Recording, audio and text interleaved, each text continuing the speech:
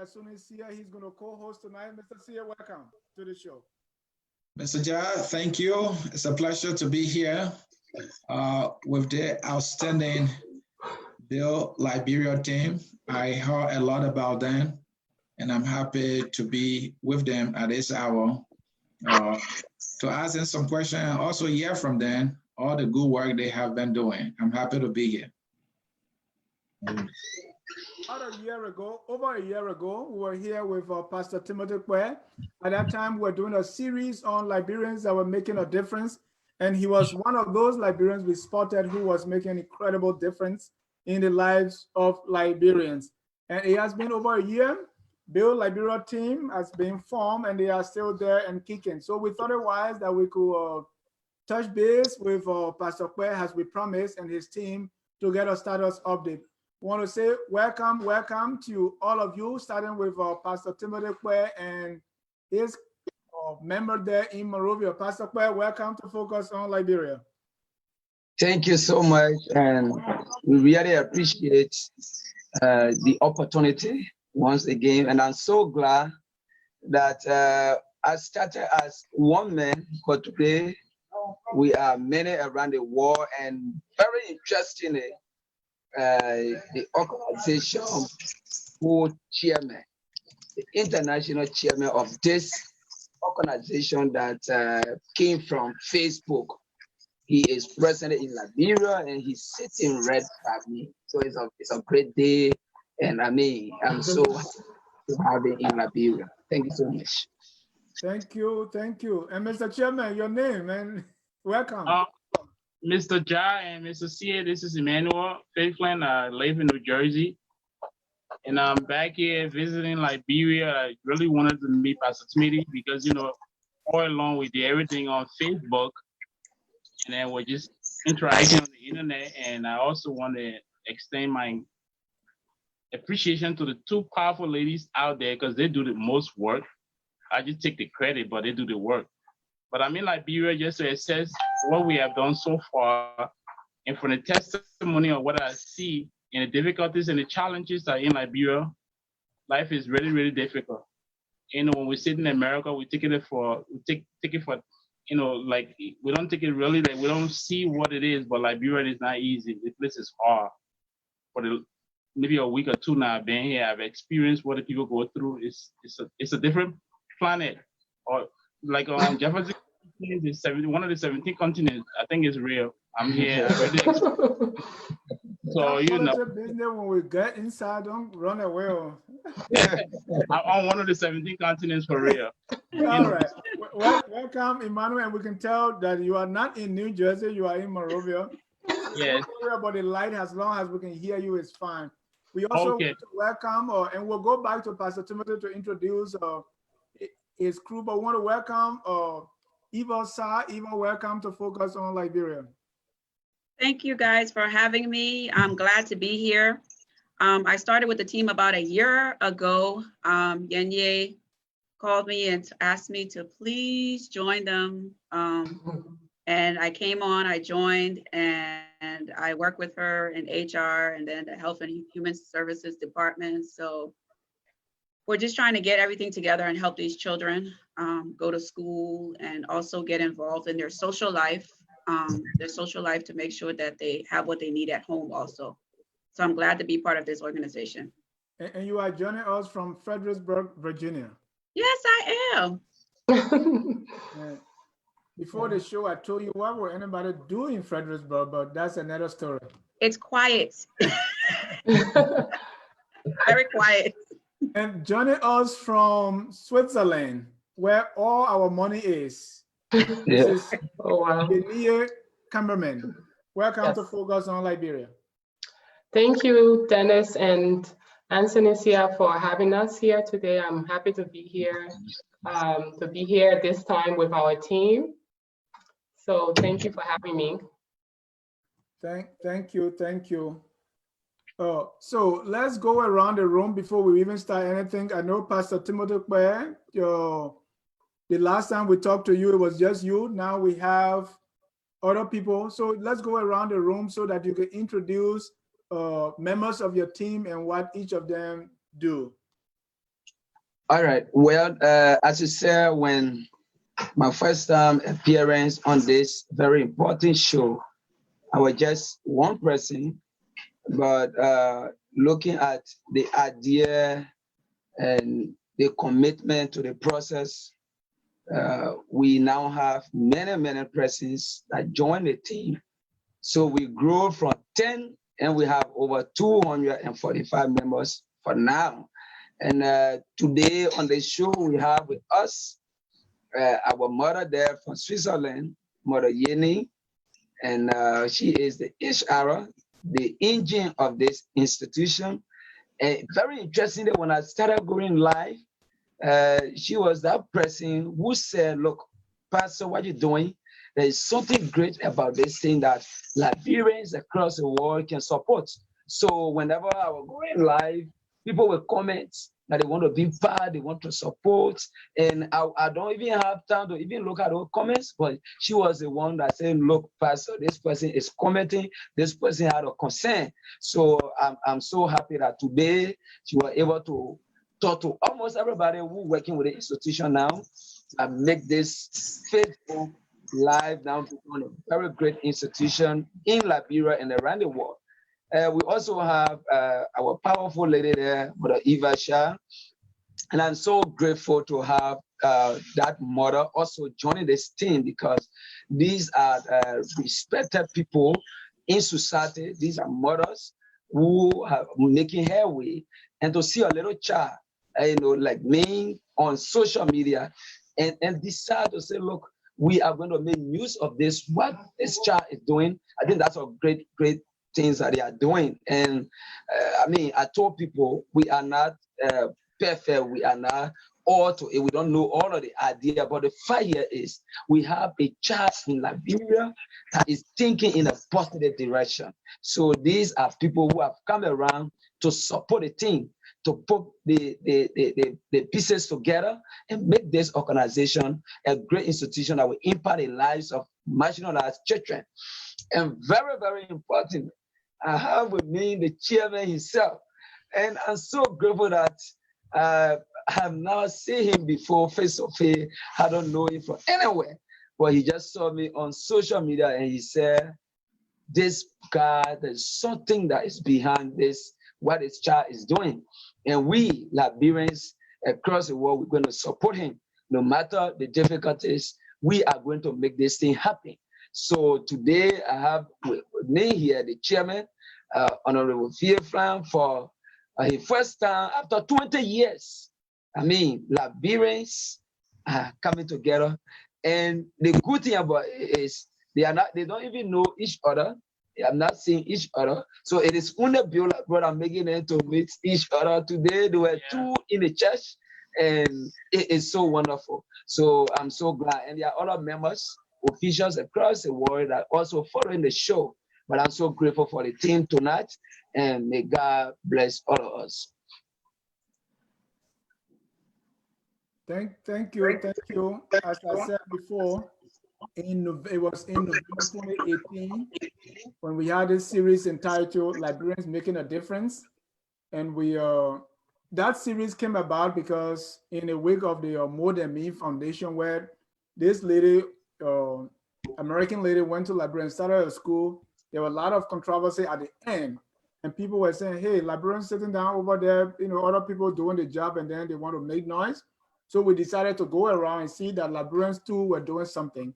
And it was in that series that we interviewed Pastor Timothy Kpeh, who's the founder of Build Liberia. Today, we have him back to give us the update on the organization. That's basically what the show is about. We at Focus on Liberia try to elevate, educate, and promote all things Liberia. And so today we have back Pastor Timothy Kpeh. That time he was alone representing Build Liberia. Now we have Build Liberia Foundation, and we are glad to have Eva, Yenie, and Emmanuel joining. So that's the basis. We want to welcome all our viewers across the globe. We'll be posting the phone line shortly, but at the meantime, please enjoy the show, share it. And now we go to, let's start with our first question to say about this status update. It's been a little over, over a year since we last talked. To what extent has Build Liberia grown to what we saw before in 2018 to what you are now? That's my first question. Okay, so to speak to that, I will start the ball rolling. The clear examples here is I appear before as one person. Now I am here with powerful people from around the world. So in terms of growth, yes, we are making progress. When we started, we were just like 10 members. But as I speak to you now, we have over 245 members plus that is supporting this vision. So, I mean, we are very, very proud of that as institutions, events, just because we want to make a difference. Yeah. Let me go to Yania. Oh, the chairman want to say something? Yeah, I want to buttress what Pastor Timothy said. When he first appeared on Focus on Liberia, we were just a Facebook organization, but as we speak, we are 503 in the United States. So we are actually recognized in the United States as a legal entity. So we can actually give you tax. You know, if you give us any donation, you can claim on your taxes. So that's one of the progress we made since you last met Pastor Timothy. So we actually registered in New Jersey and also with the IRS. So we're a legal entity in the United States. So I just wanted to add that to one of the progress we made since we last spoke with you. Okay. And I know when we were interviewing Pastor Timothy, you were watching, you made some comments, I remember that. And also Yania, most of the people Pastor Timothy said, you were the first to watch. I remember at one point I even donated something small we were doing. I forgot what that was. So what attracted you to Build Liberia and how far has it been, you know, since you joined? Well, when I saw Pastor Timothy for the first time, it was when he was alone and he was protesting the missing millions. And I just, like, I've never seen something like this before where, you know, somebody stand up to the government or stand up for, you know, answers. And when I saw that, I just kind of just felt his spirit. And I even had goosebumps that day. And I started to share the video with most of my family and my friends. And I said, you know, if we could have, you know, few more of people like him that stands up for what is wrong or talk about what is wrong and sacrifice their life and just go out there and put themselves out there and question things, you know, I think that we will move forward somehow. And that's what drew me to him. And then I started to follow him from that day on. And then I saw him going and showing, you know, sanitation problems, also, you know, showing families that are very poor, the blind, the crippled, children that were selling during school hours. And I just felt like, you know, this is the person that, you know, Liberia needs. We need more people like him, you know, that is passionate, that is showing the ills of the country, but also not only doing that, but also wanting to help to do something. And so because of those things, I was completely drawn to him and I started following him from that point on. And I think my first, when I watched this video, there was this child, Koko, you call him? So Koko follow him, he was selling fish, looking, you know, not looking so good. And so the program was launched from that point onwards.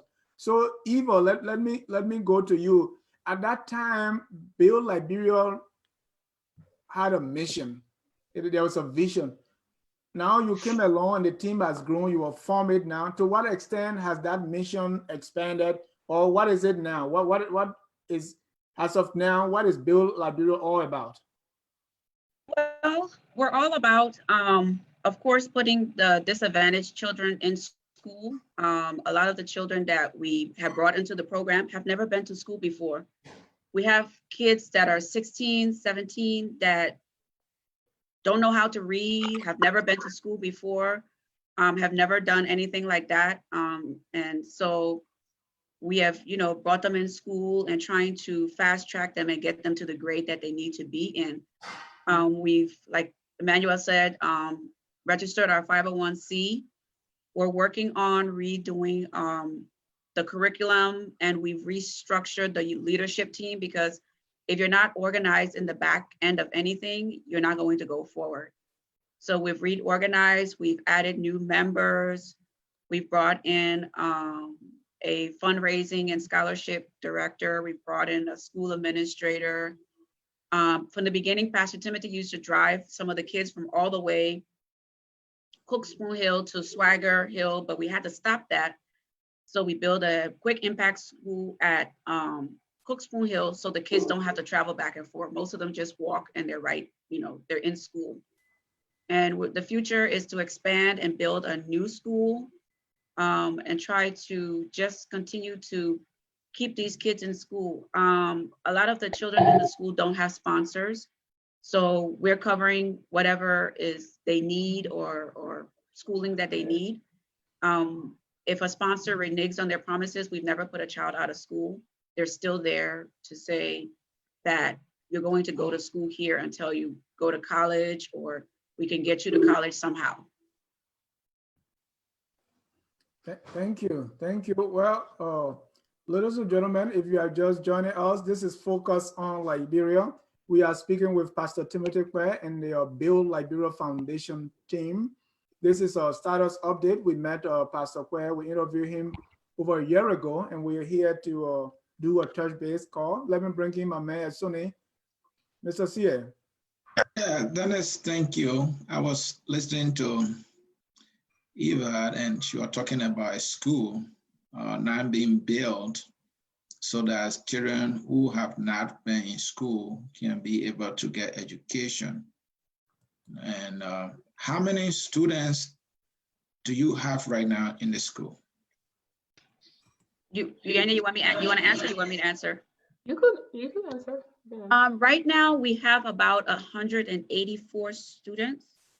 87 of those students have sponsors, and their tuition are being paid in full. 14 of the sponsors have paid half, but the rest of the children don't have sponsors, but they're still in school, and we're not going to let them go. So as we speak, you said 87 of them got sponsors, meaning individuals are responsible for their tuition. Yes. The rest, how do you raise funds to keep them in school? Some of it is from other members that are there. Pastor Timothy works over there, sometimes put in his money to do their uniforms. We've told the parents that they can pay $4,000 LD, and they can come in for the whole year, but some people don't even have that, because especially with the situation the way it is in Liberia, some people don't even have that 4,000 LD to pay for the children, and we tell them to pay little by little. If they come to school, we don't have it, we haven't sent them home. They're just going to be there until we can find someone. And Pastor Timothy, some of these students, I would think there are some of them who don't have parents at all, or maybe their parents don't have the hand even when it comes to feeding. And they're saying that Kpeh can stand. Kpeh can stand. Are you managing with the aspect of feeding, clothing, and then in school at the same time? Well, for us, most of the sponsors are not just supporting the children in school, but rather they are also providing for the parents. Some of them that have like mother, many of them they just have mother. So the sponsor also look at the mother. They provide little thing for businesses. And many at times they will send food stuff, food items. They will donate some clothes. So we just try our best to keep those children happy, make them happy, and be among their friends. So to learn something for tomorrow. I think with a few days the chairman spent with us here, he experiencing exactly what the children go through every time. Many of them will come at my house and actually beg for food, and we have to just do whatever we can and to just provide. But it is difficult. I mean, but we just have to make the difference. Yeah. And Chairman, you are there. I don't know when was the last time you went to Liberia, but at least you're there now. You're seeing the situation, you're seeing the student condition, and you live here in the U.S. There's a big difference. What all going through your mind when you see these children in this different kind of school faced with different situation? What all going through your mind? What are the things you imagine? I wish they had this. And how do you think you can get those things? Mr. C, actually, when I tell Pastor Tumidi, I got in on the 7th on Friday, and I show up to the PTA meeting on Sunday. Nobody knew I was in Liberia. So I went to the PTA meeting because I wanted to ascertain firsthand what actually the parents go through. So I got to the meeting because all we did, we met on Facebook. They didn't know me personally, but I recognize all of them because when they have in their life, I really pay attention. So I was in the meeting. I got to the secretary, which also teaches a class. I spoke to them, and then the meeting started. And, you know, they went through the listing, and then the parents came. Well, actually, I listened to the parents. I mean, it's hard. Some of them say, you know, they don't have husbands. Some of them don't have, you know, nobody else to help. Some of the kids, the other lady, as she explained, she like, her daughter used to cry every time she see her friends going to school. And then whenever her daughter is crying, she came in, standing, she had to go in the room and also cry until she came. One day, somebody told her about Pastor Tumidi. So she came crying to Pastor Tumidi and said, oh, my daughter wants to go to school, but I don't have the hand. So can you please help me? I know you have this program, you're taking children in. And Pastor Tumidi took her daughter in. And her daughter is in school. And so she said, I'm so excited. I'm so happy for this program because without this program, my daughter was not going to be able to go to school. But I mean, for the year, this is hard. Even at my house, where we are right now, my sister, when she cooks, it's like a kobo shop. Everybody comes to eat. The country is hard, you know, and I don't know how the kids even do it because when we started, we used to feed the kids, but it was costing so much money because it's just donation from members and the leadership team. So we felt like if we continue feeding the children, we're not actually build no school, we're not doing anything else because we're costing like $4,000 a month to feed the children. You don't know how essential feeling is because when you come to school hungry, you can't really function when you're hungry.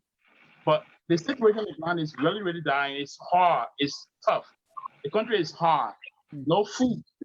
So I don't know how to even do it. But I've been out of this place for 20 years. Coming back in my first time visiting after 20 years, I mean, life is tough in Liberia. I don't know how the parents even do it. But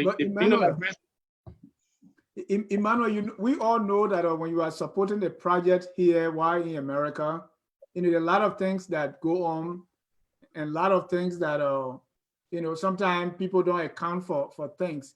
What surprised you most when you got there? Did you find that everything that you have been, all the work that you have put in, did you see it at, oh, thank God, or were you shocked to see that, oh, we're doing this and probably nothing is done? What was your impression seeing what you have supported and getting on the ground to see the actual work? Brother Ja, actually, what I already knew, like the problem we're having, for one, I didn't see like, you know, I felt like we need to really focus on like when it comes to the paperwork, like the capacity building, because what we expect from our teachers in America, these guys, some of them have not been to teachers training. So in that area, we know we need help. And this is why we're working on curriculum. We're having professionals come in, at least actually train them about teaching. They have the mind to help, but sometimes they lack the ability to really function as a proper teacher. So those things, we already know the problem was there. But when you talk about, you know, what we expected when it comes to the school, it was a quick impact. Because we also had leaders before we got here, and things happened. Some leaders left, and some financial issues, you know, they took some money with them. But we don't want to. At the time we're not registered, we didn't want to drag this thing, so we just let it go and continue. But what we see is because Pastor Tumidi is open book. Everything he went on live. So what I've seen is what I already been seeing. So it's nothing strange to me. So like the quick impact school, we already knew was zinc. We had problem, but that's what we could work with because at the time we didn't have the money. So it was nothing strange to me. So I knew all of that. But what we understand also as the problem was like, you know, capacity building, the teachers needed help. Some things they were doing, we didn't really like it. But how can we change it? This is why we brought some new members on board, a new administrator, a scholarship director to help fix the problem that we have observed. But what I've seen, that's what I already used to see. It was nothing strange to me, actually. Pastor Timothy, I know it's overwhelming now because a lot of students are not in school or children are not in school, and people hearing about this program you and your team carrying on. I'm thinking a lot of people show up to your door every morning, Pastor, can you take in my child? Is that the case? Oh, yes. I think, in fact, when I was still going live recruiting, I mean, people before 5 o'clock in the morning, you will see a group of people there with their children. Some will even stay at my house throughout. It came to a time I even had a ban on my school, I had ban on my job, and I was only focusing on taking care of those children. And the situation is like, when you look at the faces of the people, you see real suffering. Women, I mean, mothers are coming to your doorstep and crying for support with their children. You can't just let them go. We sometimes personally contribute to many of them that we cannot put on our program in other schools because, I mean, the situation is just deplorable. But thank God that with the support of those strong members across the world, and looking at the innovative means that we are using. You see somebody on social media, you don't know them, you are not seeing them before, and you just follow them, trust them, and you send your cash to them simply because you want to see somebody's child going to school. I think that's a great job that our people are doing, and we want to keep encouraging all Liberians. I mean, we can make it, we can get there. I mean, our slogan is, we are not joking here. And along the way, there will be challenges, but the focus here is we have to make it happen. We have to make sure that those children go to school to learn how to read and write in order to reduce the number of Zocos. Right now in this country, with a high living condition, people can harm you, people can do bad to you because they want to survive. So if we cannot do our best to contribute to reducing the crime rate by educating our children, the next 4, 5, 6 years from now, the criminal rates will increase because the young people are coming up. Some are 13 years old, some are 12 years old. They are not sitting in class before. So these are some of the things now that motivate us when you see the number of people standing at your door, and then your own children going to school, their children are going to school. I mean, it's a serious challenge. Yeah. And when you started, Pastor, and I want any of you to jump in on this. When you started, what I saw was you were building houses. You tell, if you are here and you want to build, come on. I think somewhere you went to, I think blind people and older people. Are you still doing that? Is that a work of Build Liberia? Are you still focused on that, or you have streamlined your role now to the education part? Well, when we started, we were just like all over. We wanted to solve all the problems as one. And the challenges that we face, when we started the program, like we were building the house of the elderly people, we were building toilets for the blind, renovating the house for the blind. At the same time, we were providing hand pumps. I mean, we were just doing everything together. I have to carry the children to school in the morning. So we were overwhelmed with all of the activities coming together. Now, when those key people started coming on board, those who know about organizing institution, when they started coming on board, like Brother Mario, Mother Yene, Mother Kika, and the rest of the folks started coming on board, they said, look, Pastor, you have to wait. We have to outline our activities. We have to come up with our objectives and come up with timeline. When do we do this? When do we do that? And some of the things that we're doing at the time was to even help some of those members that were even helping children in the country. Look, when you see the number of children on the streets and seeing Liberians all over who don't know them from anywhere, just coming to support them. We were like thinking, well, what can we do to pay back? What can we do to appreciate those people? So when we started building the house of the elderly people, many of them said, look, Pastor, the team that you have, those young guys that you have, they're building that people's house. We can use them to do our projects back home. So these are some of the activities we're doing. But for now, we decided to streamline our activities, come up with timeline. When do we do this? And as we go on, we keep improving. We keep improving because when we're doing all together, it can really work properly. We're not really be able to deliver as the people expected. So we have to keep working on those things. And thank God for the great people that we have around us. I mean, we are just young people. We can't do it without the brain. We can't do it without Liberians. We can't do it without a focus on Liberia. By telling our story alone, that's a great job that you are doing to this organization. And since we encounter your program, there are a lot of opportunities that are coming in. And today we are here. Today we are a registered organization. We can post a projects, I know that we are implementing and we're still implementing. Right. Yeah, And that piece is very critical. So I want Yanir, Eva, and Emmanuel to chime in on that, how you have been able to streamline these processes and even focus more, like our pastor said, you are all over the place. So how you manage that you are no longer all over the place, how you did it? Well, we told him he had to settle down. There was some issues with some other, members and things like that. And Pastor does not know how to say no. He takes on everything and does any and everything. And we told him, no, you have to streamline because things are getting overlooked. Things are getting to the wayside and you cannot be in 10 places at once. So to protect the integrity of this organization and protect what we are doing, we cannot have, like personal projects going on with members and stuff like that, because for us, it's a conflict of interest. So if there's any issues with these members, then they bring Kpeh Liberia name in it and things like that. So we decided that we need to streamline, and we've told him no more personal projects, no more, building until he himself within his business can organize it and get things together. And then from that point, we can, even maybe later on add that aspect on. But we needed to focus on the children because that's the main thing, their education. Streamline, getting, our 501c, getting our bylaws, code of conduct.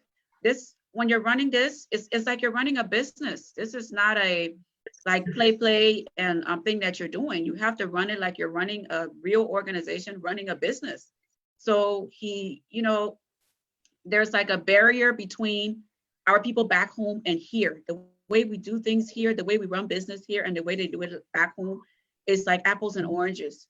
So we had to really sit him down and be like, look, this is not working. You're dealing with a lot of people that are in, the United States and other countries. They have expectations. And if we cannot streamline and get them those expectations, everything's going to break down. So that's how we have tough conversations. I would say it that way. We have tough conversations with him for him to please, streamline, step back. Let's focus on one thing at a time. And that's the children.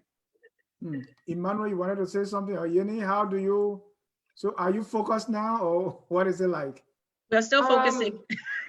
We're still focusing, but like Eva just said, when we started, we were all over the place, and something that we've done to help us really focus on what we are doing is to create a structure. We didn't have a structure within the organization, also within our leadership. And this is where we have really built that. When we first started, we started off just like, well, you can join, do you want to join Kpeh Liberia? Come on board, join Kpeh Liberia, but join the team and without checking any credentials. Can this person really perform? Is this person really passionate about what we are doing? Because all of this is voluntary. So you have to be passionate to continue doing stuff like this, because at some point, you are using all of your personal time, you are taking time away from your family and friends. And so this is something that you have to be passionate about. And when we started, we just started off just including everyone. And what we have done now to change that, we have a process where people put in their resumes and then we go through their credentials. And we have hired, people over the months or over the year that we know can deliver on the job. And so that's when Eva came in, and we have hired a scholarship and fundraising director in Liberia, because most of the children are in Liberia and we need some kind of structure as well in Liberia. And we have also hired a school administrator that works with the teachers and the principal to make sure that things are in line with our vision, exactly what we are trying to achieve. So on that note, we have really structured things, and we are still structuring things. With our membership, we have asked that the members fill out the... Hold on, Yania. Do you have a Facebook or anything? Or you please lower the volume because we're getting a feedback. So if you have Facebook on, they're giving that feedback. I don't think so. I don't have All right, Facebook. just go ahead. Let me move my phone. Maybe my phone, but it's on silent. Yeah, just lower the volume on the phone if you have it on then. Okay. All right, go ahead. Is it better? Yeah, it's good now. Okay. So when it comes to our membership, we have also tried to streamline that, where, we have asking members to go online and fill out the membership form. And also, after they have filled out the membership form, they're going to receive the bylaws, constitution, and the code of conduct for the organization, and they're going to have to sign off on it. So for the future, we have all those things with a signature. So if things come up, we are able to move one step further with that. So things like that we have already put in place, and it has really helped us to be able to really focus on the educational part of the organization. Thank you. And Pastor Timothy was speaking earlier, and he said, he said your slogan or motto is that we're not joking here. I like that. No, we are not. And then if you're not joking here, that means you're here for business. You want to do big things. Big things require big money. Tell me how you're going to get the big money to do the big things to show that you're not joking here. Any of you can go. You want to answer? You want me to answer? I can answer, and then you can add on to that. So, so far we have been only like members donation kind of organization. We have not been able to apply for any grant or anything like that. So all of the donations that we have received over the years has been just members in the organization. And what we usually do is whenever we have a project or something, Pastor Timothy will always come on. We'll create a breakdown of what it's going to cost for this project, and then the members will come along and just donate to whatever they can to that project. So over the years, we have collected more than 30,000 in donations from just members. And that has been incredible, because I tell you, without the members, I don't think we could have done it. And you have different kinds of members, right? You have members who are just there to sponsor a child and they have nothing else to do with the organization. Then you have members who sponsor a child, who donates to projects as we are doing them. And then you have members who are just, who just donate to specific projects. So we have all these different kinds of members, but over the years, we have been able to raise funds based on membership. And we are hoping that now that we are registered within the US, that we can, start to apply for grants and other things like that. So Eva, you can add on to that. Yeah, we're trying to, since we didn't have our 501c, so we couldn't move forward with grants and stuff. But now that we have that, we're trying to move forward with applying for grants. We have a new school because the space is not enough for the kids that we have now. And there are other kids in the community that, are not in schools. So we're trying to build a new school. So we'll be coming up with different ways.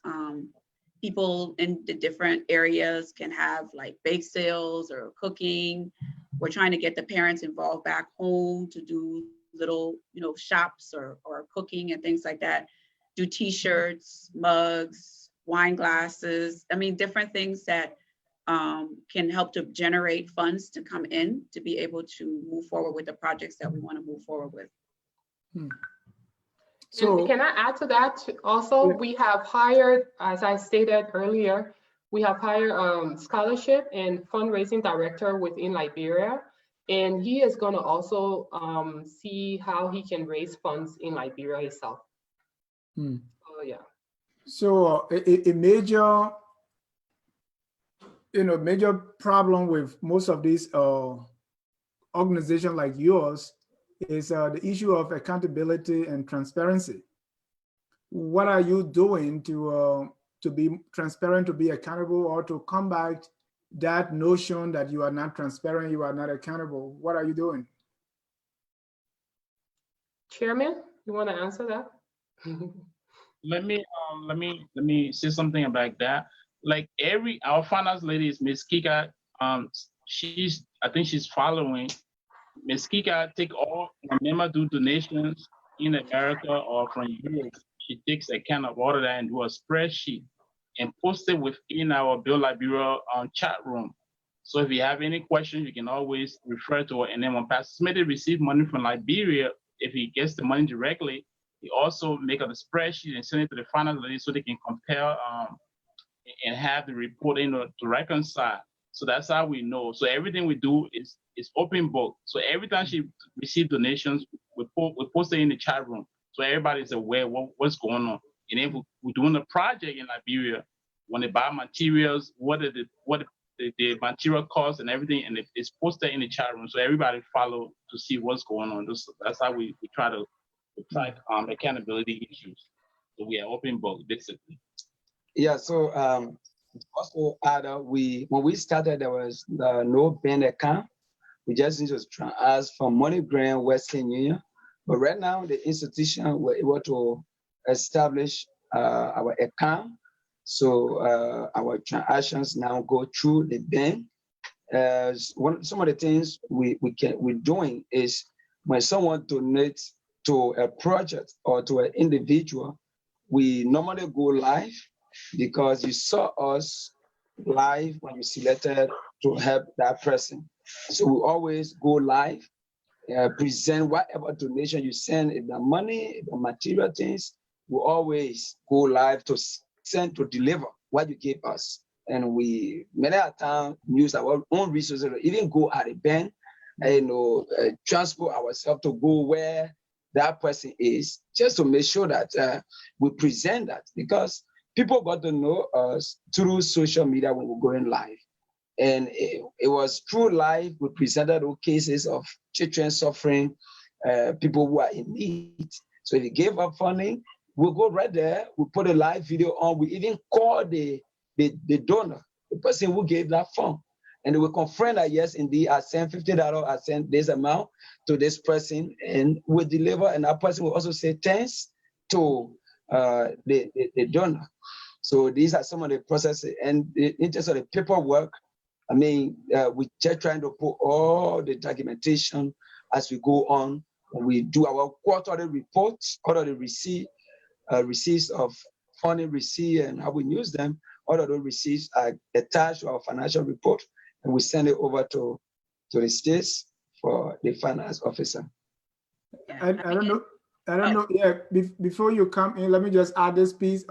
Is there a way for the public to have visibility to these financial records or these publications, as a sign of transparency? At this point, we don't have our IT person. We don't have it on the website, but if anybody requested, we're able to provide it to them. In the beginning, there was a lot of issues with, like back home, a lot of people don't know about, getting receipts, holding records. So in the beginning, we had challenges with that. But now Pastor Timothy has improved upon that a lot. And Kika, he knows Kika. Kika will call him. Kika will tell him, I need this now and I need to get it now. So that has improved a lot to make sure that Even if you go to anywhere you go, get a receipt. Even if it's a piece of paper, have them sign for it. So that way you can prove that, okay, this happened and this is what happened. So the team back home has really improved upon that. That was a major issue in the beginning. And I will come to that, challenges, but let me go back to Pastor Kpeh. Pastor, it looked like, because when you started, it's like you're doing things just like that on the fly. So to what extent has it been uncomfortable, the organization trying to just hold you tight? You want to go live, you want to do this one, you want to just see anybody, they say, I want to come to school, you say, yeah, let's go. Because of, and I say that, because visionaries don't like to be contained. As they come, they just want to be doing it. So tell me your own challenge with that, your own struggle has to being managed, because you can't just go and give report on live, the one documentation. So what has been your own challenge with that? Yes, I think when, like what Mother Eva said, when we started, almost all of the things we were doing were just live. They were always live. And at the time, we're not even talking about registration or organizations, and most of the time when we begin to grow, that this thing is going to become a big organization where Liberians will have to be encouraged. So we started to say, no, going live is one thing, but we now have to start putting our documentation together. There where you see Brother Emmanuel, all the powerful people like Brother Kpeh, the rest of the members started coming in with lots of ideas. Can you just imagine? I mean, and yet to see an organization that just came from Facebook, I yet to see that organization. Well, with all of our challenges in terms of giving record, and not just relying on the live, I mean, we are making some progress. But from the beginning, indeed, it was a challenge, because when you gave me money, I only consent to go and present it live and call you on the scene and say, look, the money you send, there is the money. And the person will say, thank you for sending the money. So most of the time, after I deliver it, I will just send you the video of the delivery of that money you send. And then the person will say, oh, thank you. But when we got to the point where everybody was like, okay, we're interested into getting documentation because we are growing. I mean, we try to change the dynamics and making sure that whatever we do now, we have people, and that's why we now bringing on board lots of qualified members to come and help the team. Because I'm just one person, I can't do all. I have a lot of activities to go around. So the guys are putting almost everyone who knows how to do the thing better, we're putting everybody together to just contribute and volunteer to improve our country. Yeah. All right. Can I add on to that? Sure. Can I add on to that? Sure. For Build Liberia, we had to, make a lot of the members and a lot of people understand that Build Liberia Education Foundation is an entity. It's not owned by one person. It's not Pastor Timothy. It's an organization on itself that stands on its own. We have to set it up well one day. Something can happen to Pastor Timothy. Something can happen to any one of us. That organization has to be able to stand. So we cannot just say, oh, it's Pastor Timothy, organization or so. Build Liberia is its own self. And the foundation of it are the children. So we had to separate that, Pastor Timothy, and then being, okay, this is an organization. We had to make that separation. Let's talk about your challenges. Who wants to start? Let's start with Emmanuel. Emmanuel, you are there. What are the challenges? We had a couple of challenges over the years. So what we started with some members, some leaders. Some leaders had to leave, and every time they left, it was misunderstanding. But we had to overcome, because even in our homes, the husband and wife don't always agree on everything.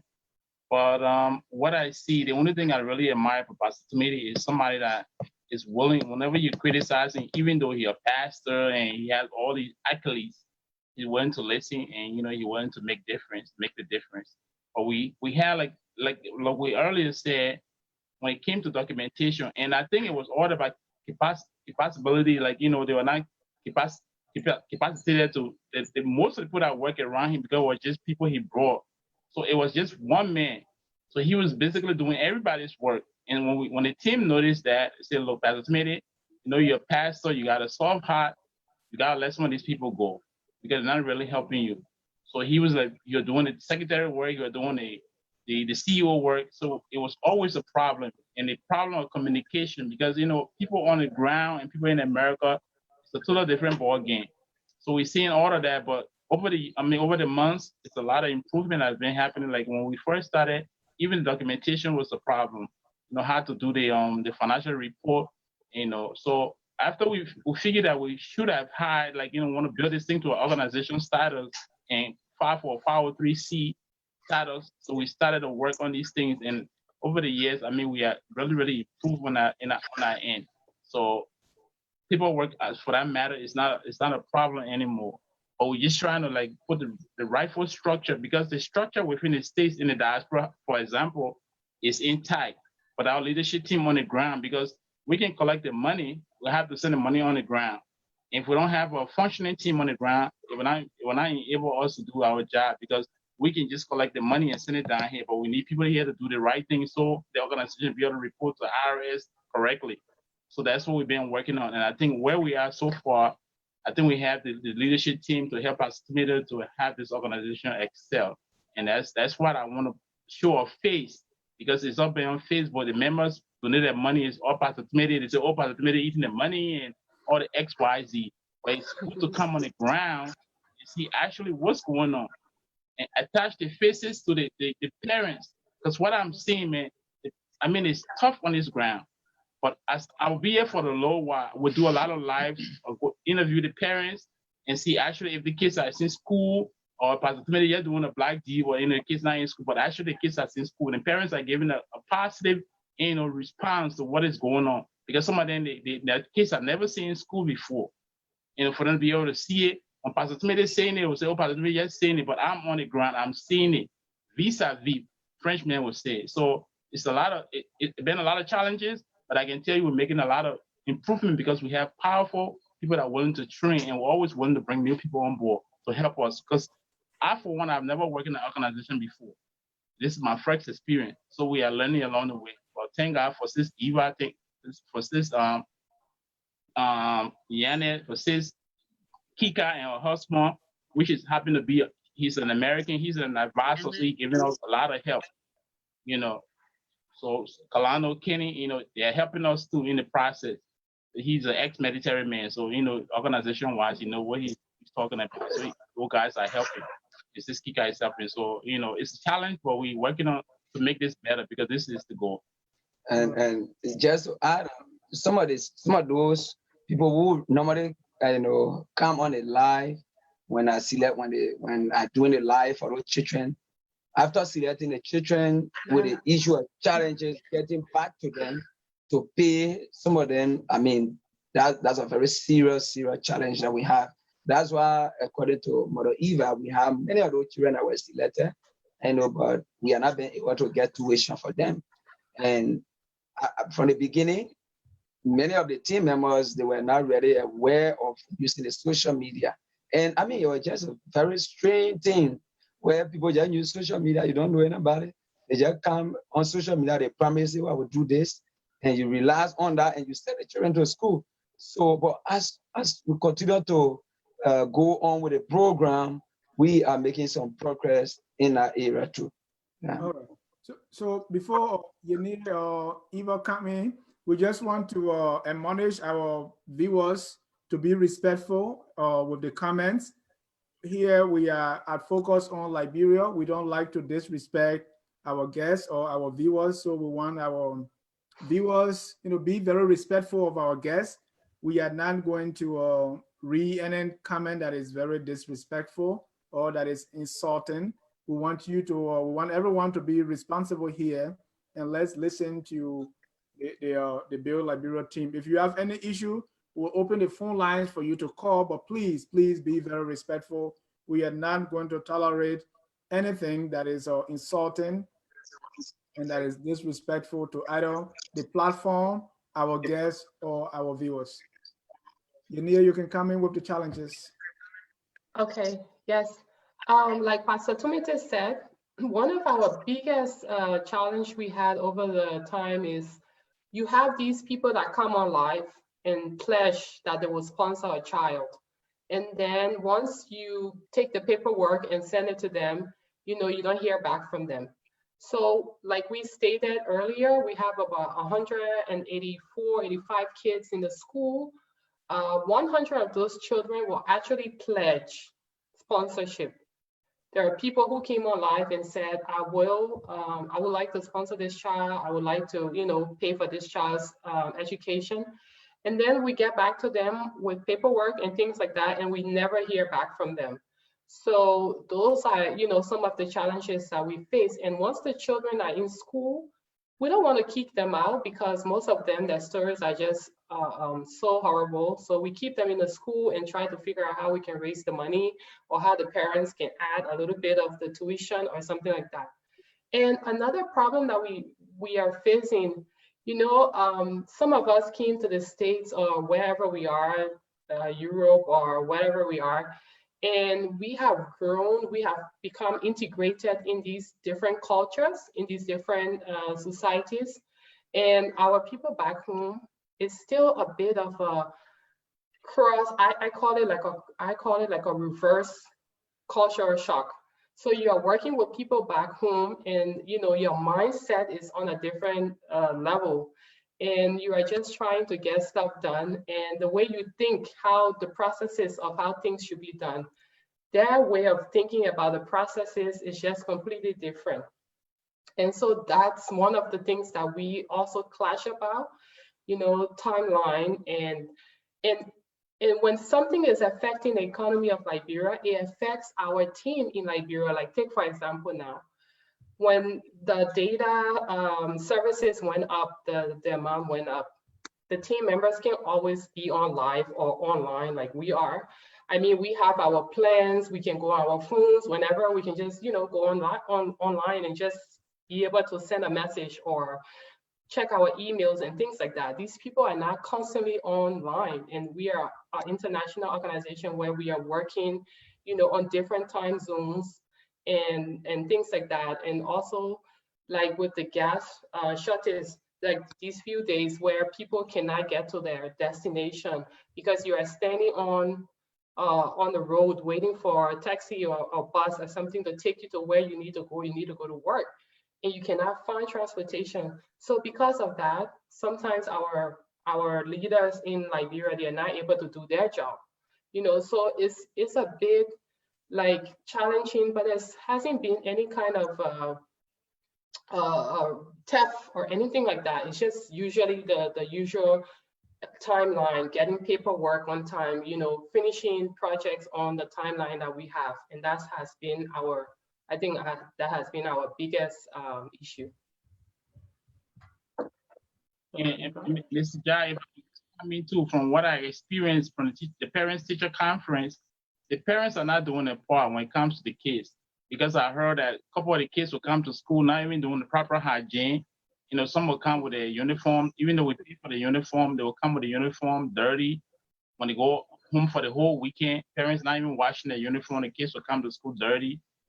So it's a lot going on. The parents not putting their children education for the simple to say they're not taking it serious. Right. And the kids will not really first class. They will come late.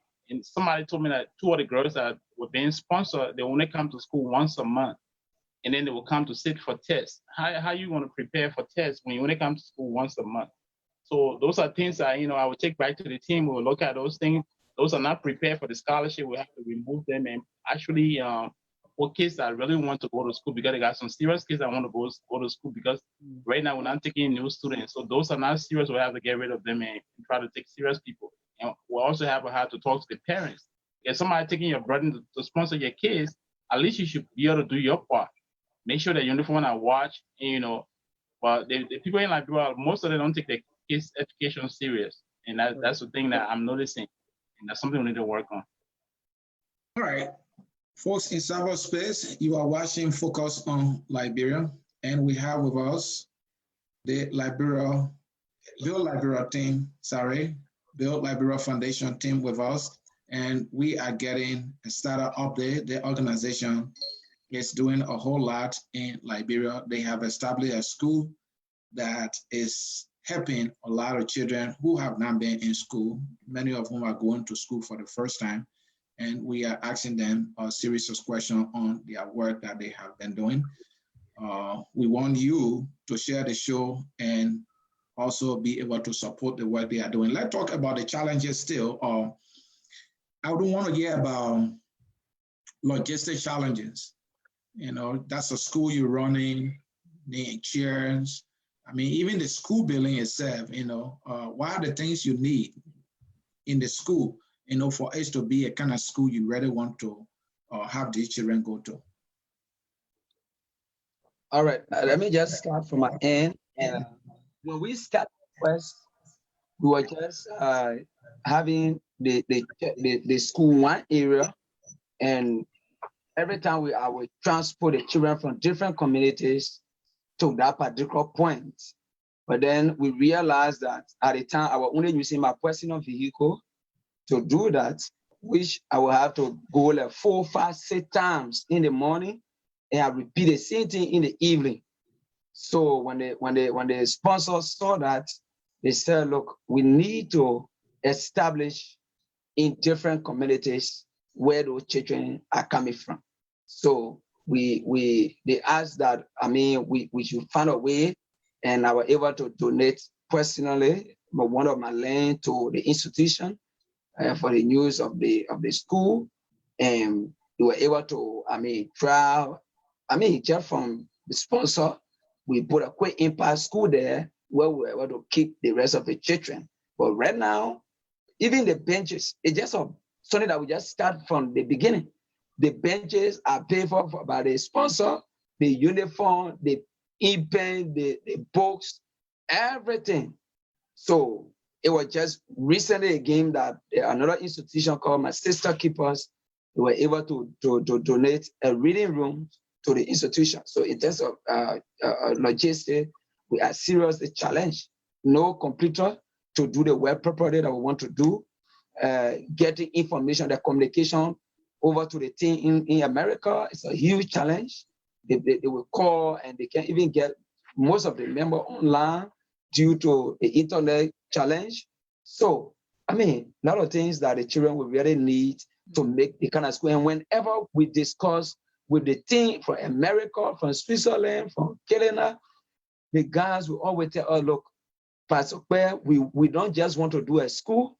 We want to see a school that will represent the school that our children are attending in America. When I entered a school in Liberia that is constructed by Build Liberia, I want to see that same standard in America. That's what I want to see. So their thinking is quite different from our own Liberian way of thinking. They are talking about development.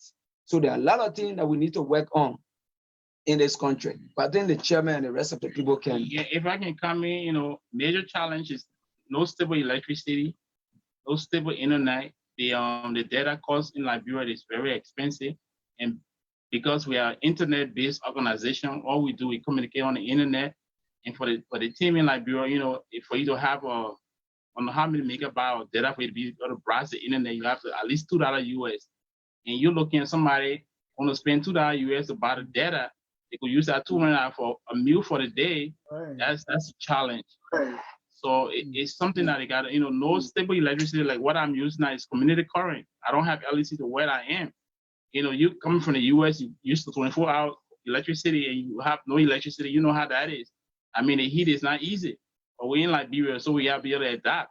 So that's one of the challenges for the school, like no stable electricity, no stable internet, and we can't do our job without internet because we can't be face-to-face. We have to do it online. So, you know, the team, Pastor Smith is like most of the time, because he's the only one that has an income. Most of the people that are working at volunteer, and our people in Liberia don't understand when they volunteer, you know, we have to give them stipend, and we don't have no other extra funding coming from nowhere else. Is, you know, when members contribute, and sometimes the leadership team has to put up with most of the bulk. Most of the things we have done is donation and pledges from the leadership team. That how we were able to register the organization. Nobody else giving us money. It's leadership team, and I just want to appreciate all my leaders because they have got us this far. So those are the challenges we have. No, this country don't have a stable electricity. No stable that we have Wi-Fi in businesses over. They don't have it yet. They have to pay for everything, and half of the people that can't even afford to feed themselves. They're just trying to make a difference. Challenges we have when it comes to the working of the organization, and that's what we're trying to improve. Let's talk about supplies for the children, as you know, some of the logistical constraints that you are having. Now we heard all the challenges. Now, how can people who are now members of your organization come into help beside, you know, watching your Facebook live feed and say, okay, Pastor Timothy or this organization, why other way, but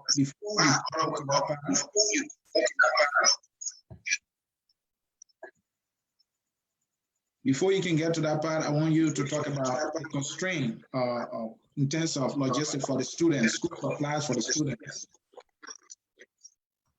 Yeah, if you follow a couple of the lives of Pastor Smitty, most of the members that came to Liberia, they always send, they came with supplies that they donate to the school, to the organization. Most of our members that came, if it is not, you know, textbooks, it's backpack. Like when the sisters keeper came, they brought over 3,000 books, and they were able to, you know, use one of the rooms at the quick impact to construct or to rehabilitate a reading room for the children. So at least, because, you know, a lot of our African students, they have issues with reading. You know, when it comes to reading and comprehension, that's a major tax. So sister keepers seeing the need, they were able to bring up over 3,000 books that were donated to them. So those are the areas that we can help with. But most of the members that come to Liberia, usually they ship barrels with a sort of equipment. Sometimes they bring like the teachers that they're working for later or nothing. You know, they'll be able to, you know, buy them rice just to, you know, supplement the effort. Like when I came out, I was able to get some rice for our teachers. So, you know, it's all member donation. Whenever members are coming, they bring something to just help, you know, to help the workings of the school. But we know also encouraging people, if you got something you want to donate, you can contact any of our members in America, and then we'll try to get the supplies shipped to Liberia, because, you know, it's not easy. But if you want to also help to ship it, that's fine also. And, you know, we'll take note of that donation. Thank you. So let me address, come to this with Pastor Timothy Kpeh. You know, when you start something, there are going to be attacks, even personal attacks. I was watching one of your feed and they say, oh, look at him, you never used to wear suit with our money. So there is something about, I know people are attacking you, and people will accuse you of stealing money, even if they have no proof. What has been the story on some personal attacks, and even on your character as to mismanagement and all those things? And how have you been dealing with it? And how do you dispel such rumors or such attacks? How do you do that? Well, I think in the first place, I bless God for who I am. I am a blessed child. For the fact that, I mean, I came from nowhere, from the interior. And when I came to Monrovia after my school year, I was able to establish something. And I'm an employer in Liberia, you know, but I mean, it's not everything you can boast about. And with my age, you know, in my early 30s, I got people working with me on my personal projects, organizations, and other businesses that I'm involved with. So before I even came on Facebook, I was already living, you know. And one of my videos I made from the beginning, I mean, God is wonderful. I went and almost all of my property I had, I began to show them on social media. And so they were just telling me that what you're doing today, the day it become better, people will got a lot to say about you. So when you go back to most of my video, if I have the car I'm using now, before the one I knew for build, I'm still using, that was the third car I own. I walk in the garage and use that garage and buy it myself. So I was like already self-sustainable person. I got my family that I was taking care of. I was also taking care of a lot of people before coming to build Liberia. So our characters speak for us. We got nothing to prove to the world. The only thing is our conscience. Many of the members that have issue with us, those issues were based on they went against the rule of the institutions, the ethics of the organization, and leadership decided to say, look, when you do XYZ, it will take penalty, action against you. And based upon those actions that were taken based on because somebody went against the rule, that's a major problem. Nobody will tell you, that this is what Pastor Kpeh has done. And any allegation, like today I went live and somebody said, oh, I pay SY amount, and I can't get any information, and right away I went live. So almost all of the things I've been doing since I came to the Facebook world, all are recorded. All are recorded. There's nothing I will do in the corner without being recorded. Even if that personal project I am doing for somebody, I will put it on record. From the beginning of the project, I will put it on record. So that one is very clear. But no matter what you do, and some of us, we are not perfect, but for the fact that we got a mindset, we got our love for our country. No matter what happened, we just have to make a difference. Bible says, "What shall it profit a man when you gain the whole world and you lost your soul?" So it's not about what am I going to acquire. How many rooms my one will live in, on this earth? I just got a little place to lay down. Tomorrow when I know more, they're just going to put me in little small bags. But while I am living, what impact can my life make in other people around in my surrounding? The number of children when I'm walking in my community, the number of children that run into me, our part, they like run, we are saying it. That make me proud. That make me to say, yes, I'm making impact in society. And I'm so happy about that. So people can say, and they will always say what they want to say, but God is in control. And we just have to keep focused. One good thing I know about myself, I don't know it all. And this organization coming into being today, it was not because of me.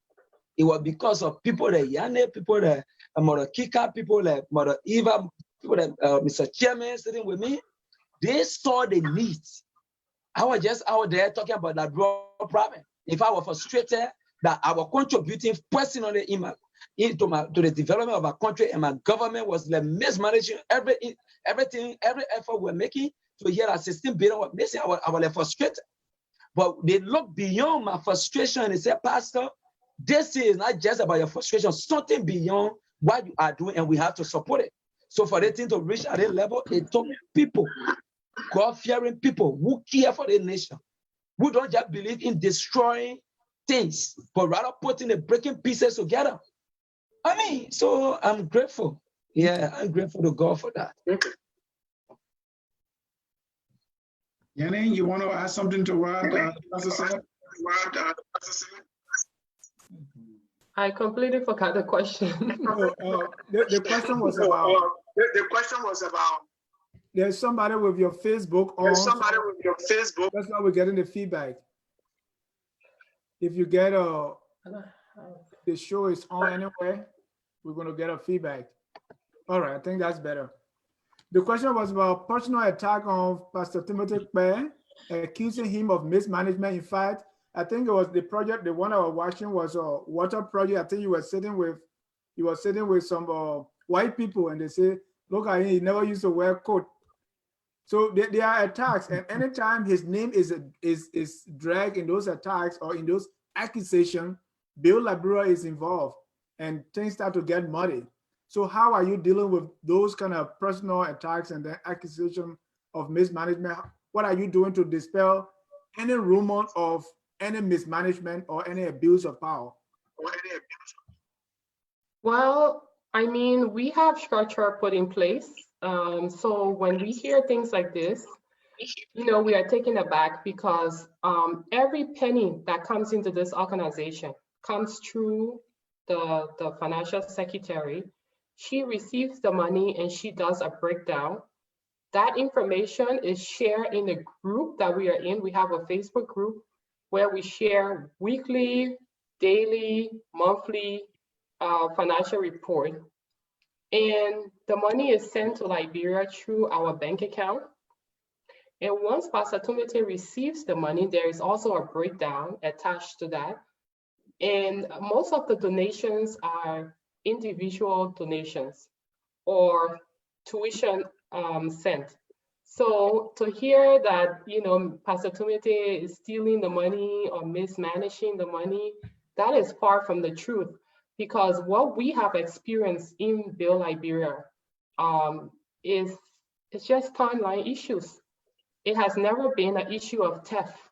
That has never been our issue. Our issue has always been a timeline, or our issue has always been there was no structure before, so those things were not thought about.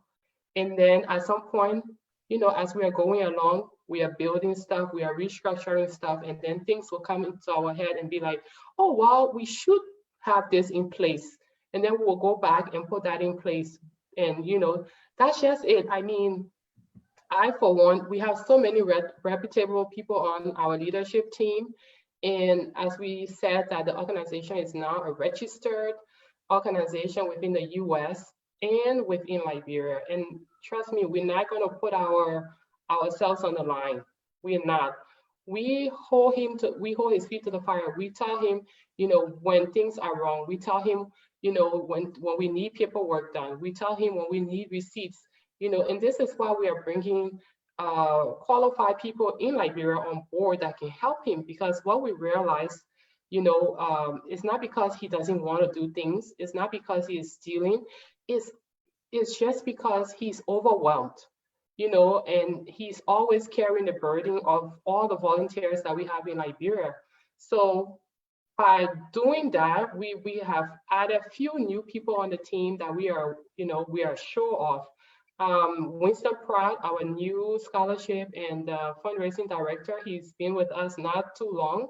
And a few weeks on the team, you already see the difference. We are getting paperwork on time. He's asking questions. He's, providing information that we need. And also our other team member, Deputy Wia, who is the school administrator, he has been creating documentations for the teachers and, trying to get us information that we need from Liberia on time.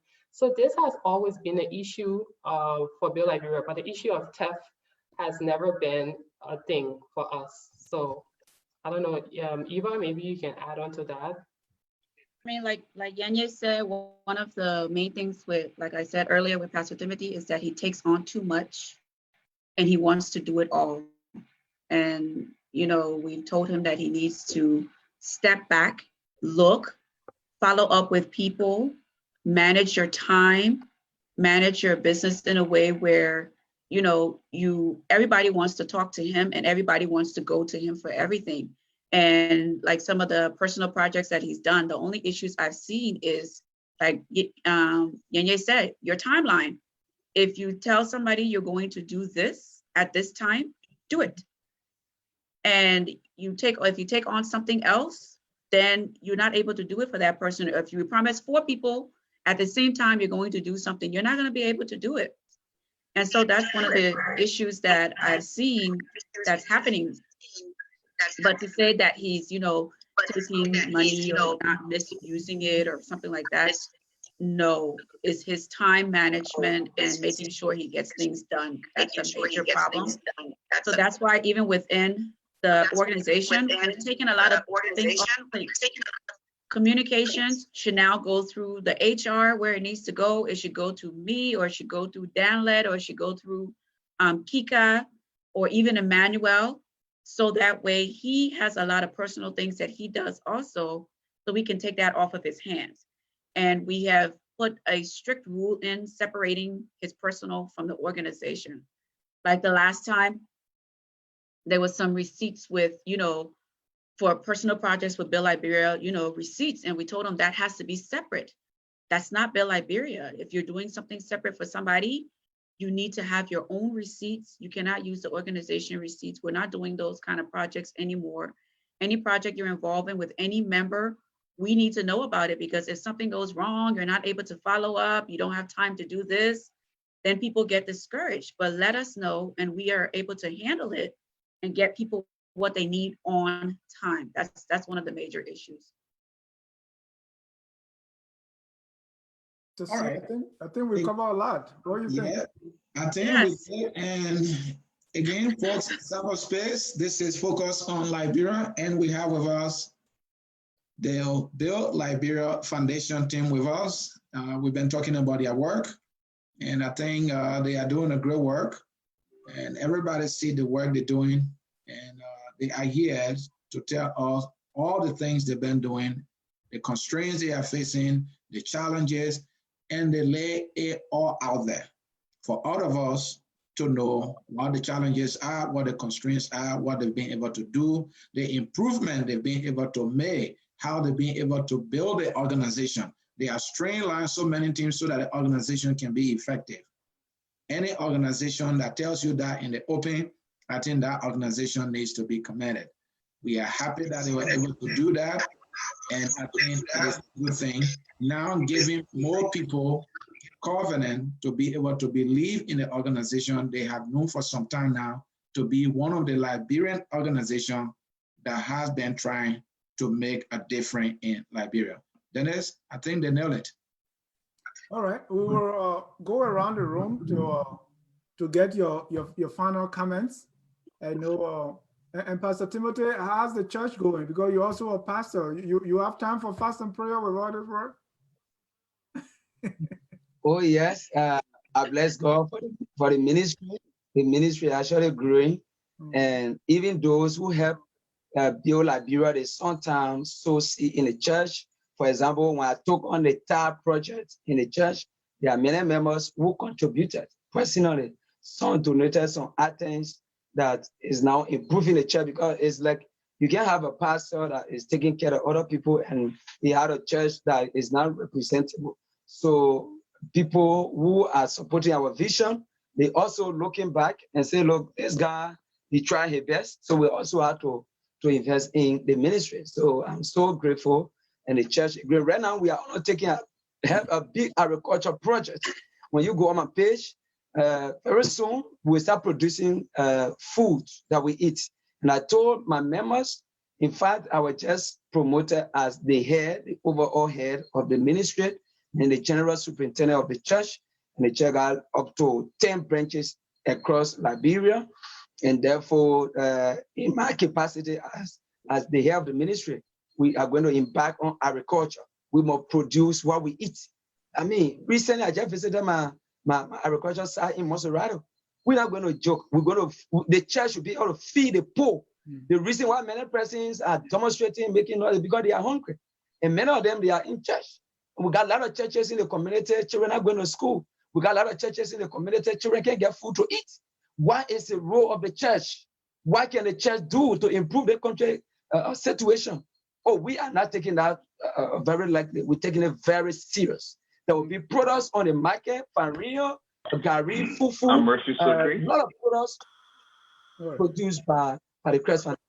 And you're going to see that very soon. Pastor Kpeh, before, we just have one caller here. So after this caller, and then we'll go around the room to conclude. Caller, your name and where you calling from?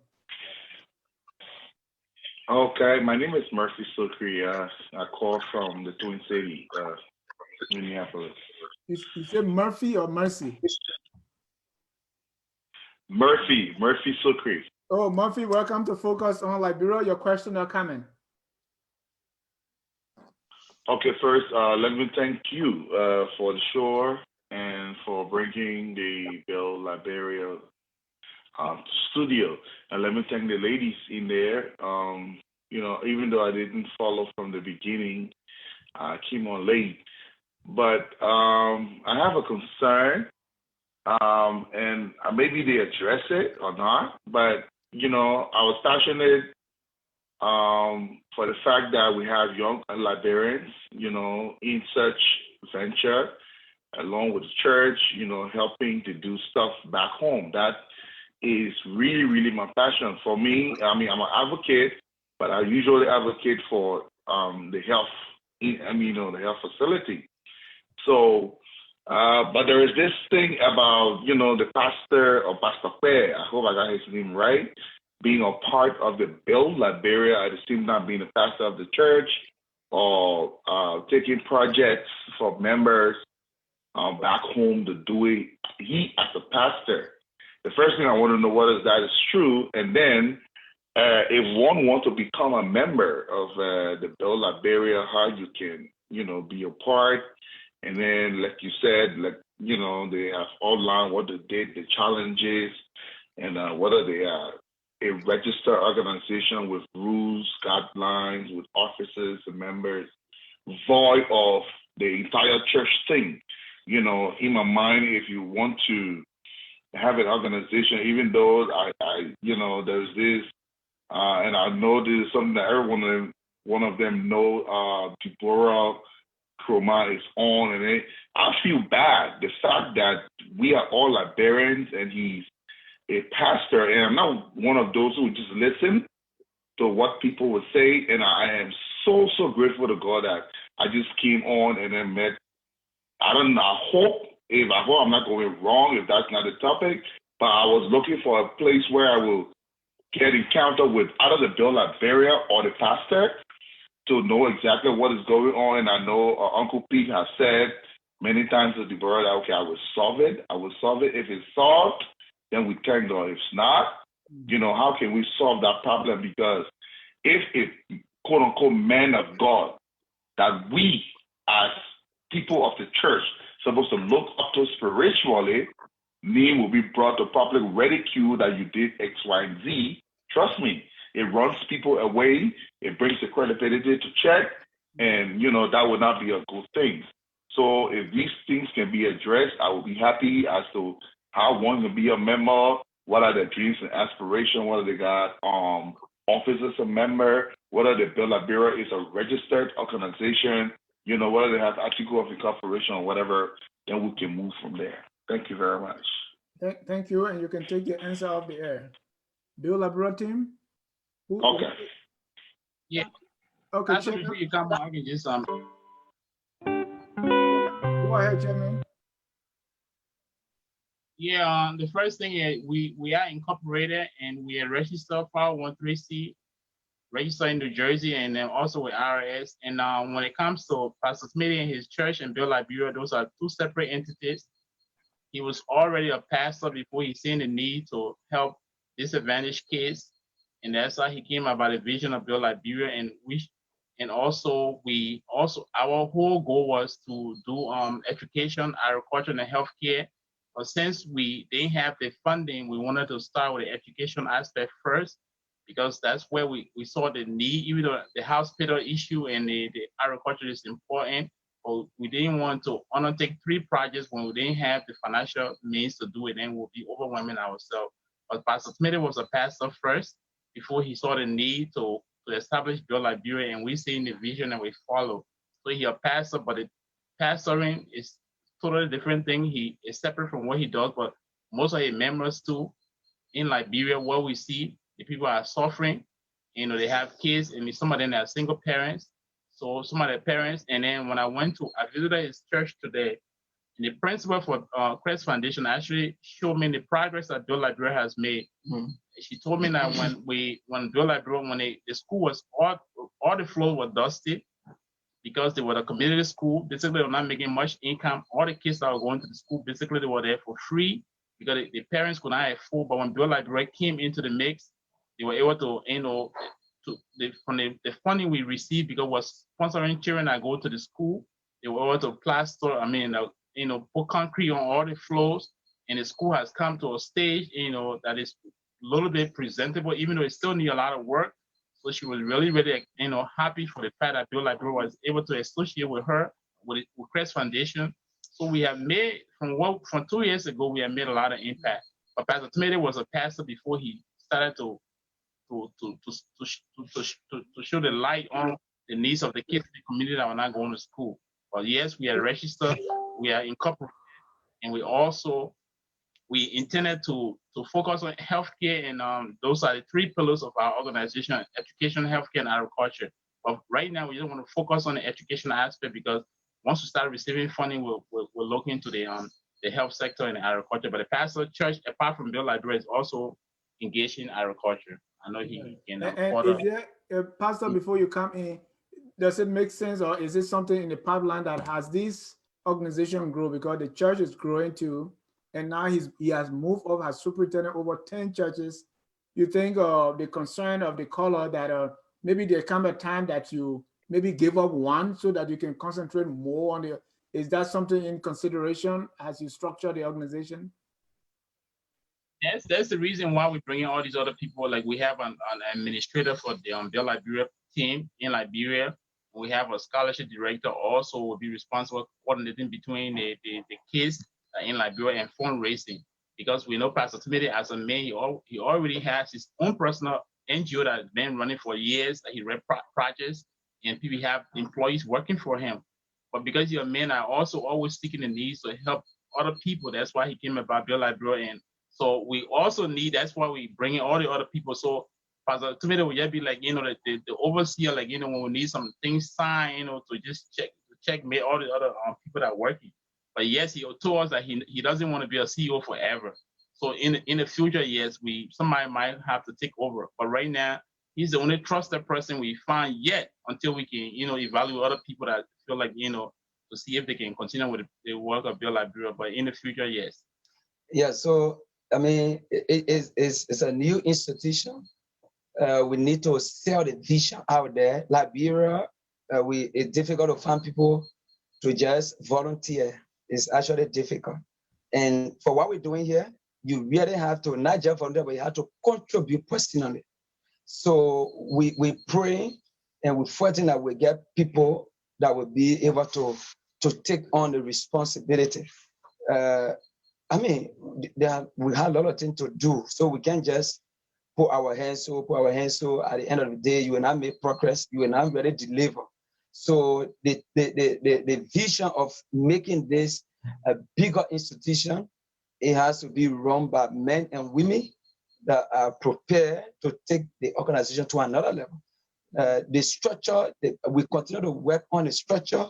There are new members that then recruited coming on board that will take on the initiative, making sure that we are prepared to at least provide some little thing for those who will be working with the institution. So we are prepared to do that, and that's what we're working on. It's just a matter of time that people will be able to understand the vision very well and be able to take on the initiative. And, once we reach to that point, we are definitely going to do that. And as the chairman said, the church, a lot of improvement coming to the church and the school as well, because the Build Liberia is still running under the umbrella of the church, and therefore they support the building we had before. It was like so dust, the children, no benches to sit down. But many of you can recall in my video when we started, we produced a lot of benches. We plastered the floor, we plastered the church, school, and we improved a little bit. And now the children can sit in a comfortable classroom. We also have the window face.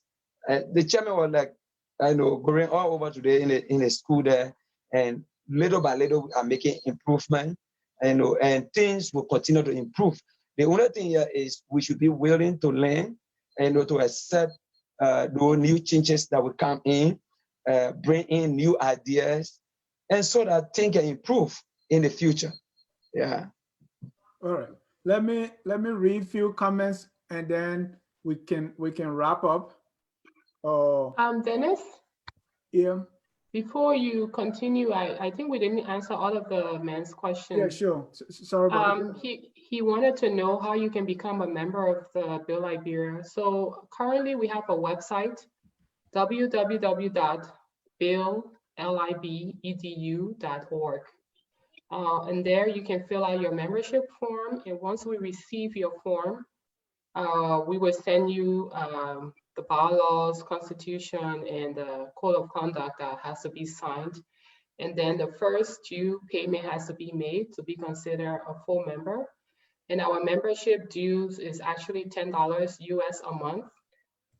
So this is how you can become a member of Build Liberia. Can you give that website again? www.buildlibedu.org. Oh. All right, BillLiberia.edu.org. Okay, few Yes, comments Bill on LIB Bill edu.org. LIB, and I will share that.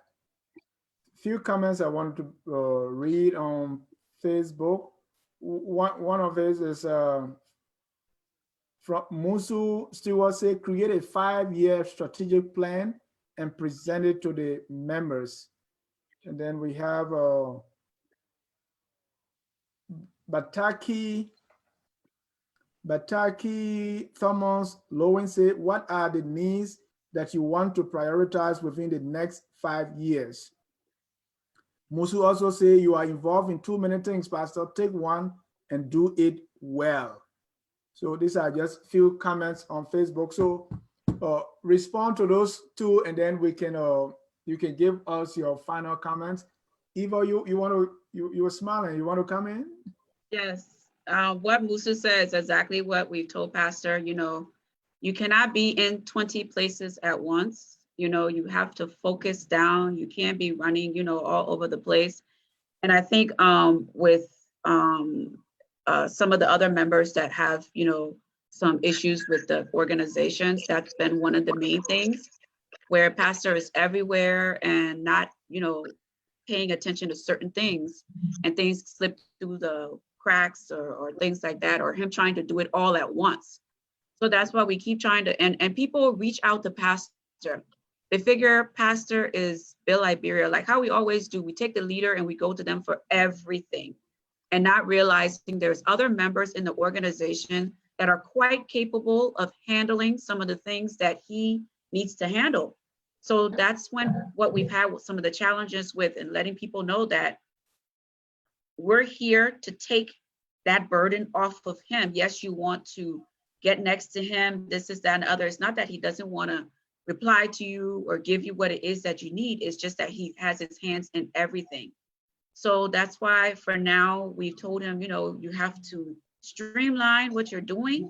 Make sure you choose it, you do it well, you organize it well, and get it done. He's always a part of Bill Liberia, but Bill Liberia is Bill Liberia Education Foundation. It's its own self, its own entity that has to stand on its own.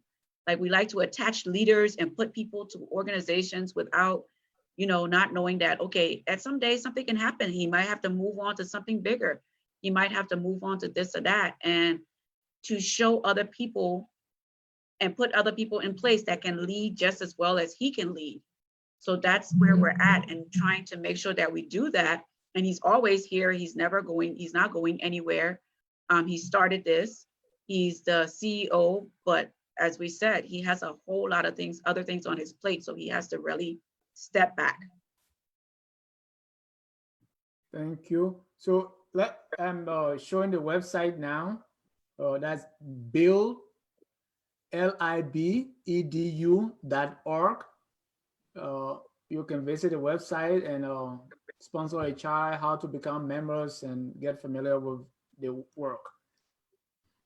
Let's go around the room, and let's get your final comments, starting with Eva. Let's start with you. Then we go to Yenia, the chairman, then Pastor Kpeh.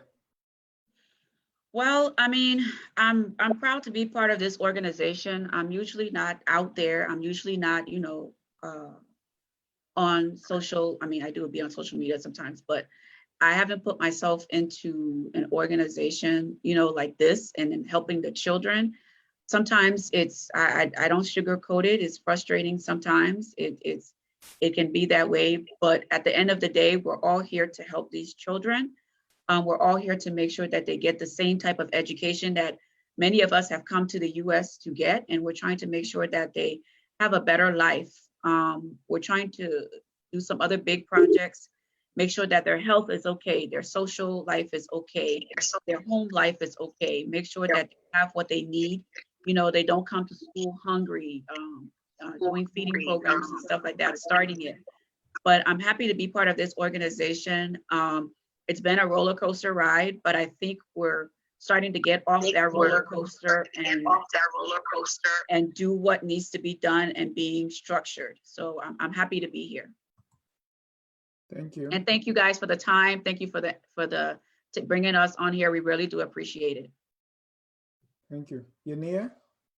Yes, I would like to say thank you to Focus on Liberia for having us on here, and also to our team members for joining the live to make this live a success. Before I close, I just wanted to list a couple of projects that we have worked on over the years, just to give a little idea of people who have been watching the show, because we really didn't focus on that. And then I'll give my closing remark if that's okay. That's fine. So this year we had the Sister Keepers who donated a reading room to the Build Liberia School, and who would like to say in this public manner, would like to thank the Sister Keepers group for such a huge donation. We have over 3,000 books that were donated to the reading room, and it's just 10 of them, and they were able to 11 of them, and they're able to do something so grand. So we just like to thank them. Also, we donated, we became a 501c3 this year, last year, I'm sorry. We actually dedicated a hand pump to the leper community in Bum County. There was an article on Front Page Liberia, and the leper community was in need of water and food, and the kids are out of school. And when we, as Build Liberia members, saw that, we were able to raise over $1,000, and we were able to, give the leper community a hand pump, and also donate some food and school supplies to the students, and we're able to do an assessment of the children, because most of the children, they are marginalized. They are not allowed to go outside of their community because their parents are lepers. And so we're able to do the assessment, and hoping that maybe one day we'll be able to somehow contribute to the educational aspect of the leper community. We also donated a hand pump to the group of 77 in Ikana, Grand Bassa. And there, the hand pump was repaired, and also donations were made with mattresses, and personal items was given to the children. And also one of the children there got sponsored by one of our members. We also identified with an orphanage in Grand Cape County, where some of our members were able to sponsor a few of the students there, and also give school supplies and some food. We concluded on our bylaws and constitution, and that is all good now. We have all of that. And we also were able to renovate the blind community house in Monrovia, where they had no plastering of the floor, no ceilings, and were able to build a modern latrine because they were devastating outside of their environment. We were able to also raise, we were able to solicit sponsor for over 90 students. So those are just few things that we have done in a short time that we have been around. And all of this it wasn't possible without our members. Our members have been amazing. We have no donations coming in, and these members are the one who made all of these things possible. So we just want to thank our members for their continuous support. We ask that you continue to hang in there with us. Don't give up on Liberia. I know there are many challenges that we face over the years, but we promise you, we who are in the leadership team will continue to hold each of us accountable, will continue to build structures that will better off our organization, and will continue to hold the people in Liberia accountable if there's any. So on this note, I would just like to thank everyone for your time, for taking away your personal time from your family, for all of the financial donations that you make just to keep this organization running. And one thing I would like to leave on, one note I would like to leave on is that, Liberia, we have faced a lot over the years. And one thing is, we are so quick to break each other down. When we start something, we are so quick to get angry, to tear it apart. If I can't do it, then it can't be done. And when we see people like Pastor Tumidi and other people in Liberia trying to make a difference, trying to shine light on what is going on. Let us come together. Let us lift that person up. Let us, try to create leaders in our country.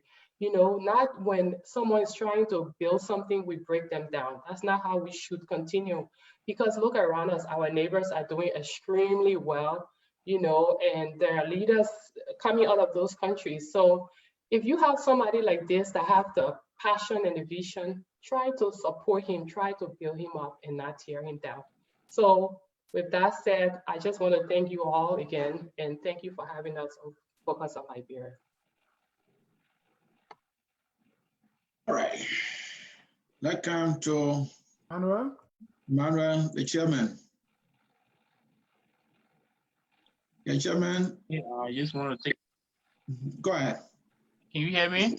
Yeah, go ahead. I just want to take this time to just extend my thanks and appreciation to you guys.